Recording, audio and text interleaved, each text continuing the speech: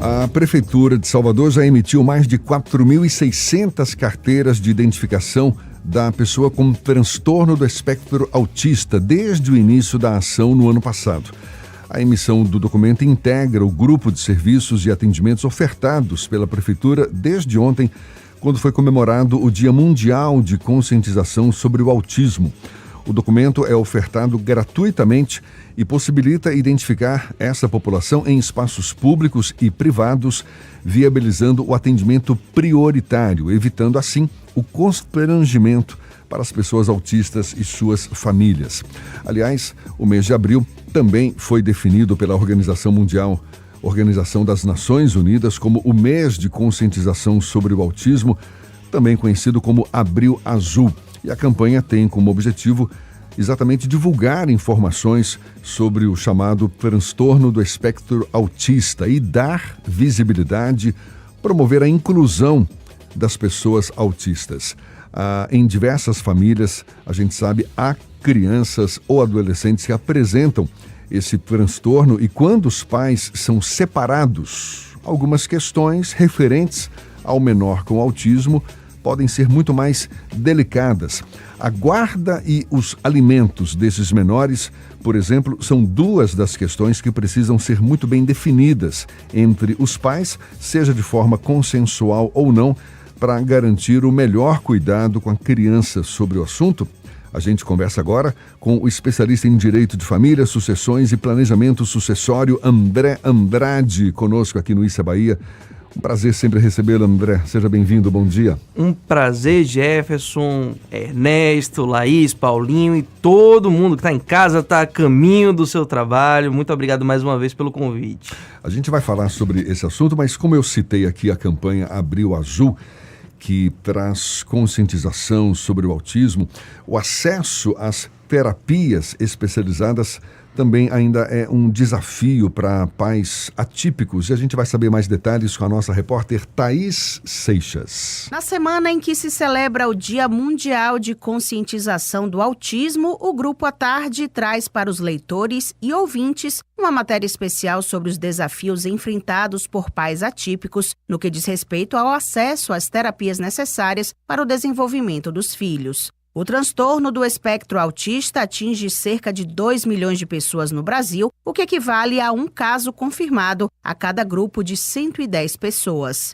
A fisioterapeuta e especialista em desenvolvimento infantil, Cristiane Dayala, defende que os pais devem buscar acompanhamento de um especialista o quanto antes. Ela consiste em estratégias e em terapias que são implementadas para crianças desde os primeiros sinais de desenvolvimento atípico, mesmo que a gente ainda não tenha um diagnóstico fechado. Então, através dessas abordagens, a gente consegue melhorar as habilidades sociais, emocionais, comunicativas e cognitivas. Então, quando a gente fala em autismo e em intervenção precoce, por meio dessas práticas que são baseadas em evidências, em conhecimento científico, ela tem uma indicação de imediato. A gente deve iniciar o tratamento de forma imediata, mesmo que a gente não tenha esse diagnóstico e seja apenas uma suspeita ou um atraso no desenvolvimento. O Abril Azul é considerado o mês de conscientização sobre o autismo. A data, que foi estabelecida em 2007, tem o objetivo de compartilhar informações sobre o autismo e reduzir a discriminação e o preconceito.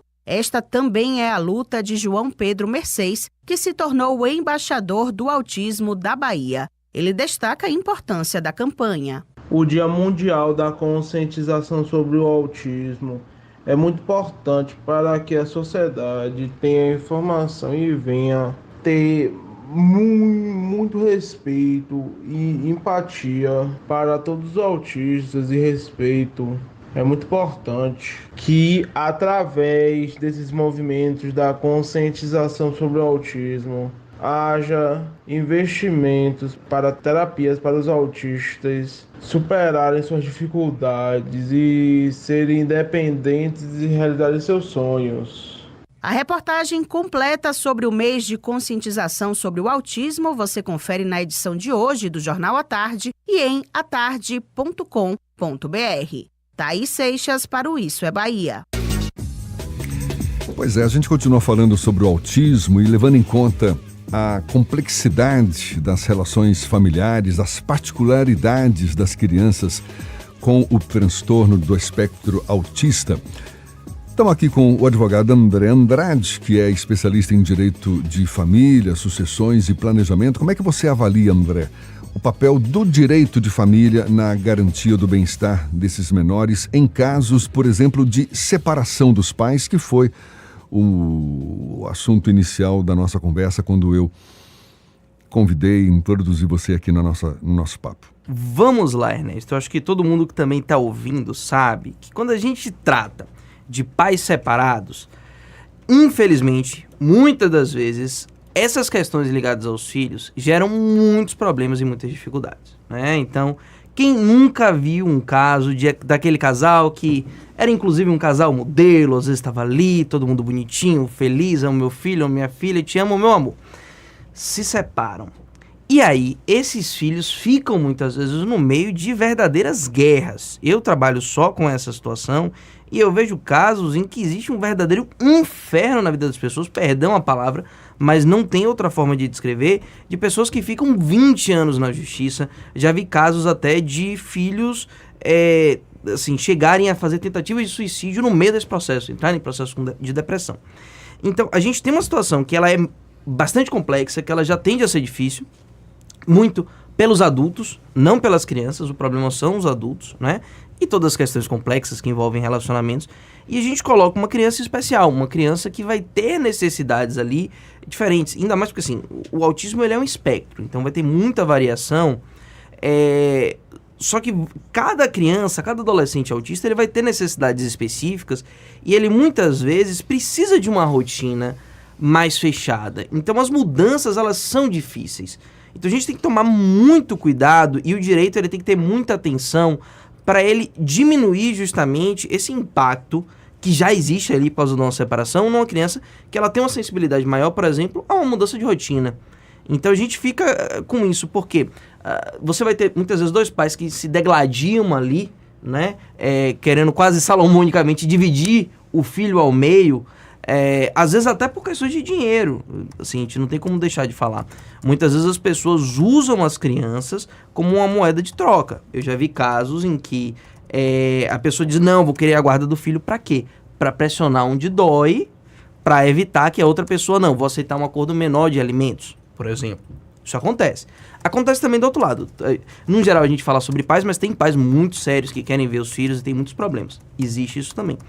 Então, a justiça, ela tem um problema. Eu tenho, por exemplo, um caso hoje ativo que é assim, que é uma mãe com filhos autistas e tem peculiaridades, porque eu tenho uma justiça que é hiperlotada, né? Acho que quem já teve algum problema na justiça sabe, demora, e assim, até para quem está ouvindo, não é necessariamente que demora porque o juiz é ruim, porque acontece, temos problemas, temos, mas também tem muitas pessoas sérias na justiça, só que há um volume que é impossível se fazer uma análise bem feita dos casos, ainda mais de família. Quer dizer, tem a morosidade da justiça, a complexidade do próprio tema, não é? A gente vê aí, é um espectro, ou seja, são necessidades específicas que cada criança tem, não dá para generalizar. E o papel do advogado? Ele entra para mediar esses conflitos relacionados, por exemplo, à guarda compartilhada de menores com autismo, concessão de o direito à alimentação. O papel do advogado é num primeiro momento, de conciliar, de mediar, buscar essa conciliação? Excelente pergunta, Jefferson. Isso é muito legal porque a gente vê qual é o papel do advogado de família. Eu acho que o papel do advogado de família, o primeiro deles é sempre conciliar. Por quê? Porque eu sou bonzinho? Também, mas não, porque conciliar é muito melhor. A paz das pessoas eu acho que é um dos maiores bens e a própria criança também no meio é isso. Então a gente tem um dever sim de tentar conciliar, até porque a maioria dos casos não há sentido para não ter uma conciliação. Né? São questões ali que poderiam ser muito bem resolvidas e quando um advogado ele entra com esse papel de trazer um pouco de razoabilidade e resolver, ele consegue sim prevenir muitos conflitos e trazer paz em situações que poderiam ser muito complicadas. Agora, eu estava comentando outro dia com um conhecido, quando você vai contratar um advogado, você vai falar, olha, é tão bonzinho, ele é tão... Não, você não quer um advogado bonzinho. Você quer um advogado que... efetivo, resolva a parada. Assim, você vai olhar assim, ele é malvado, ele vai ser bonzinho agora, mas se ele precisar, ele é mau. Então, o advogado ele tem que ter esse jogo de cintura, porque não dá pra eu ser só bonzinho. Eu preciso ter ali a conciliação.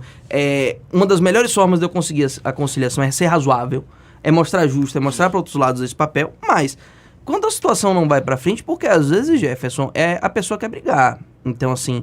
Eu já tive vários casos que você vai, você fala que você quer. Não, a pessoa quer o quê? Ela quer o conflito. Porque ela quer, assim, é uma questão psicológica. Ela quer continuar. E quando eu tenho essa situação, e é um problema muito grave para essa criança se isso não acontecer. E você precisa trazer essas pequenas coisas e no acordo precisa estar, assim, um horário, tal coisa. Porque senão pode ter algo que vai ser essencial para a criança, que se você deixa solto ali, esperando a razoabilidade das pessoas, elas podem ser razoáveis, mas às vezes ela não é. Para a gente especificar um caso aqui, por exemplo, em relação à fixação dos alimentos para menores com autismo, quais são os principais desafios jurídicos enfrentados pelos pais e como é que o direito tem buscado, digamos, se adequar às demandas das famílias? Os desafios jurídicos dos alimentos é uma coisa interessante. O primeiro desafio você ter um filho especial é um desafio por si só. Gera muitos custos, né? Ainda mais se você quiser ter um tratamento mais efetivo. Muito possivelmente, os pais que têm filhos autistas devem ter uma ação de consumo contra o plano de saúde, pedindo para que cubram gastos, porque, por exemplo, desse meu cliente, o gasto por mês dele com clínicas que o plano paga, se eu não me engano, R$50 mil por mês. Para vocês terem uma noção. Então, é muito caro. Então, quando a gente vai pedir a pensão, alimentos para filhos são o quê? Necessidade da criança e do adolescente e possibilidade do pai de pagar. Se for um acordo, Jefferson, depende. Eu sou advogado bonzinho ou malzinho. O do acordo, a gente tem que sentar, olhar e ver o que se adequa à realidade e tentar achar um denominador comum dentro disso, né? O malvado, eu tenho que pedir o máximo possível. Por quê? Porque o juiz espera isso. E porque, assim, quem consegue o mais, se você não quiser, você abre mão, entendeu? Então, você tem que colocar ali o máximo possível de substrato para mostrar essa necessidade da criança, para provar a possibilidade ali desses pais de pagar, para você tentar, dentro disso, chegar a um arranjo que você consiga viver. Até porque, quando você tem uma separação, você tem uma queda de padrão de vida. É uma coisa que as pessoas têm dificuldade de aceitar. A consequência é essa.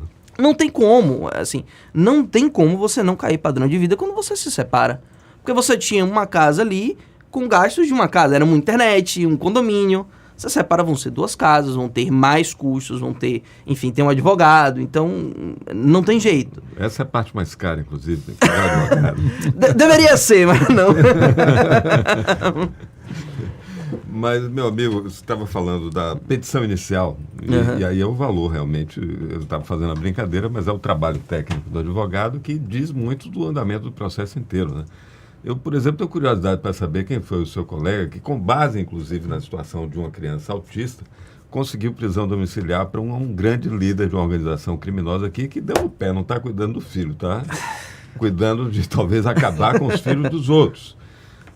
Mas isso diz muito de como vai andar o processo, né? Nesse caso, ou em casos que você estava falando do conflito, quando uma parte quer o conflito de qualquer jeito, né? Aí o papel do juiz é que é mais importante ainda, né? Para fazer exatamente a mediação, porque o advogado não está para mediar, né? Sendo bonzinho ou malzinho, ele não está para mediar. Vamos lá. Infelizmente, Ernesto, deveria até ser, mas a realidade é que quem consegue até mediar mais é o advogado. Por quê? Porque o judiciário ele não tem estrutura, né? O juiz ele não tem tempo para fazer uma mediação. Então você vai ter uma audiência ali de tentativa de conciliação, mas essa audiência, se você teve bons advogados, ela já vem depois de você ter tentado antes um acordo. Então assim, pode acontecer um acordo ali? Pode, mas é muito mais porque as duas partes vão sentar e vão tentar resolver do que qualquer coisa. Porque você vai ter um mediador ali que ganha um valor muito baixo para estar ali, não tem uma preparação necessária, talvez, para aquele momento, né? Então, quando a gente não tem um acordo no começo, muitas vezes a gente tem um acordo depois, mas por um fator humano. Às vezes a pessoa precisa ver, não tem jeito. Aceitação. Então, às vezes a pessoa vai para um processo de aceitação, os juízes, eles realmente tentam muito conciliar, mas nem sempre ele tem todo um instrumento ali para poder fazer com que a coisa aconteça. Até porque o juiz ele não vai estar nessa primeira audiência. O juiz ele vai ver a pessoa na audiência que a gente chama de audiência de instrução. Então esse processo já vai ter, via de regra, no mínimo um ano correndo na justiça, né? Que já teve uma briga antes. Então esse juiz vai pegar um conflito que já está muito avançado. Agora, a gente está falando até aqui nesse estica e puxa, nessa guerra para definição de pensão de alimentos. Mas e a questão da guarda, considerando uma criança especial? É uma questão delicada e aí, de novo, quando a gente fala de guarda, a gente tem uma coisa que é muito boa, mas é difícil. Sabe o que o advogado adora falar depende? Com guarda depende mais aberto ainda. Porque a gente fala muito de guarda compartilhada. Ela é regra pela lei, só que as pessoas não sabem o que é guarda. Guarda não é divisão de tempo. Guarda é divisão de poderes em relação de decisão em relação à vida daquela criança. Mas você pode ter uma guarda compartilhada com domicílio de referência, por exemplo. Você pode ter uma guarda compartilhada em que, por exemplo, um pai vê a criança de 15 em 15 dias nos feriados. É possível. Isso vai variar muito de cada situação. Então, o foco é o melhor interesse dessa criança e do adolescente. Sempre, sempre. Independente de ter um pai ou uma mãe que não seja razoável e que queira algo que não atenda ao melhor interesse da criança e do adolescente. Agora, qual é o melhor interesse dessa criança, desse adolescente? Isso é um mundo. E aí, de novo, vai de um bom profissional pegar e mostrar isso para o judiciário, ou mostrar isso para as partes antes, mostrar, não, vamos ajustar, e dá para acontecer, e vários casos acontecem, as pessoas são razoáveis, a gente faz uma coisa, funciona. Senão, a gente tem que levar para o juiz. E aí, eu brinco que quando a gente está falando para um juiz, é como se eu tivesse um quebra-cabeça. O juiz ele não conhece a realidade. Eu estou dizendo, olha, aqui na frente tem uma arara, né? Isso é uma arara. E cada prova que eu coloco é uma pecinha desse quebra-cabeça. Eu nunca vou ter todas as provas. Mas quanto mais peças eu vou colocando no quebra-cabeça, mais eu consigo enxergar a imagem geral e mais a pessoa aceita que são verdade aquelas peças que estão faltando, né? Então, você precisa, inclusive, para quem está ouvindo, mesmo que você vá para a Defensoria Pública, por exemplo, que tem um trabalho muito bom aqui na Bahia, mas ela não tem uma estrutura para buscar por você esses fatos. Então, eu estagiei na Defensoria Pública enquanto eu era estudante de Direito, e uma dica que eu dou, você vai para a Defensoria Pública, separa as provas, leva tudo, prepara um relato bonitinho antes. Tem a pena do defensor. Não é nem tem a pena, é porque eu já fui falar para algumas pessoas que tinham isso, eu falei, poxa, se você tem preguiça, se você não se dá o trabalho de separar tudo para a sua vida, você acha que ele vai fazer por você? Não, eu tô falando que tem a pena do defensor, porque o pessoal da Defensoria, ainda que tenha melhorado muito a estrutura, o número de defensores, etc., mas é uma demanda gigantesca. Gigantesca. Né? Para você ter uma noção... Facilita a vida do defensor, que vai ser bom para o cliente. Para você ter uma noção, Ernesto, assim, eu, normalmente, quando eu vou fazer uma petição, eu dou ali um prazo de uma semana fazendo essa petição, coisa que a gente faz com mais cuidado. Na Defensoria Pública, tem um defensor que só faz a parte inicial, né, de família, são vários. Ele tem que fazer, se eu não me engano, são 20 a 25 atendimentos por semana. E saem 20 petições iniciais por semana. Enquanto eu estagiava lá, eu ficava umas 4 horas lá. Enquanto estavam acontecendo os atendimentos, eu fazia em média 3 peças iniciais por dia. 3 a 5 peças. Então, assim, o tempo que se tem para fazer aquilo... André, a gente está falando aqui dos direitos da criança com autismo, dessa importância da conciliação e das dificuldades que existem em torno disso. E no caso de divórcio, por exemplo, em que um dos cônjuges se dedicou integralmente ao cuidado da criança, a justiça interpreta também o direito à alimentação para esse ex-cônjuge, porque renunciou ao trabalho, à sua carreira profissional, ou seja, de certa forma teve perdas ao longo, não é, de sua vida para cuidar dessa criança. Esse ex-cônjuge, que direitos ele tem? Excelente pergunta, e eu acho que isso é um tema que pouco se fala. Após que você que tá ouvindo, talvez não tenha pensado nessa situação. Porque, não sei se quem conhece, por exemplo, pais de filhos autistas, normalmente você vai ter um deles via de regra mãe dentro da nossa sociedade, da estrutura que a gente tem, que ela acaba tendo que ter uma dedicação maior, né, a esse filho, ter, assim, e isso inegavelmente afeta a carreira, não tem como a gente dizer. Os casos em que eu conheço as pessoas, isso afeta a carreira. A pessoa, ela não vai ter uma carreira? Não, os que eu conheço tem uma carreira, mas é uma carreira que ela não conseguiu se dedicar tanto, né, que muitas vezes tem um rendimento muito menor do que o marido. Isso é um ajuste enquanto família.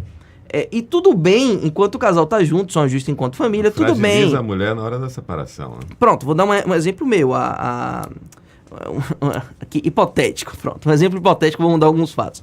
A mulher trabalhava meio turno, ganha R$3.000 por mês, o marido ganha 50. Padrão de vida maravilhoso, tudo ótimo. O marido não, tudo certo, você tem sua carreira ali, cuida do nosso filho, cuida da família. Mas e quando esse casal separa? Hoje, os alimentos para cônjuge, para ex-mulher e tudo, são entendidos pela justiça como uma exceção. É um caso excepcional, num geral, para você reinserir essa pessoa no mercado de trabalho. Tem casos em que se fornece esses alimentos por um tempo maior, para a vida toda, quando você prova, ali, olha, essa pessoa não tem mais como se inserir no mercado de trabalho, situações. Só que no caso, inclusive, nos meus casos em que eu tenho mães, por exemplo, com filhos autistas, é um fato que a gente tem que levar em consideração, inclusive na continuidade dessa pensão, porque você tem uma mulher que tem 45 anos de idade e que não tem como construir uma carreira mais sólida por conta disso, e tinha um pai ali que conseguiu construir essa carreira sólida, que tem esse dinheiro. Então a gente pede sim uma pensão para ela, e aí a gente tem duas formas, tem os alimentos comuns que a gente chama, e tem uma tese nova da justiça, assim, tecnicamente eu não sou muito favorável, mas eu peço, que a gente chama de alimentos indenizatórios, que são alimentos que são devidos para você manter o padrão de vida que existia ali. Assim, tecnicamente eu vejo problemas, enquanto assim, técnico do direito, mas é uma tese muito útil que a gente usa e consegue, sim, por exemplo, nesse caso que eu tenho, a gente conseguiu alimentos não só para o filho, mas também para a mãe. Haja jogo de cintura para o papel do advogado, né? Porque tô vendo a coisa é complicada, não é fácil não, mas sempre... pais e mães que às vezes falta, né? A criançada fica no tiroteio, é terrível. É verdade. André Andrade, advogado, especialista em direito de família, sucessões e planejamento, dando uma aula pra gente, planejamento sucessório. Sempre um prazer tê-lo aqui com a gente. Muito obrigado mais uma vez, viu? Um prazer, muito obrigado a todos que estão ouvindo. E quem quiser saber um pouquinho mais sobre a situação, se tiver uma dúvida, pode ir lá no meu Instagram para perguntar, tá bom? É o advogado André Andrade, tudo junto, que eu vou ter todo o prazer em responder a vocês. Maravilha, muito obrigado mais uma vez, André. Sucesso, 7h58 agora.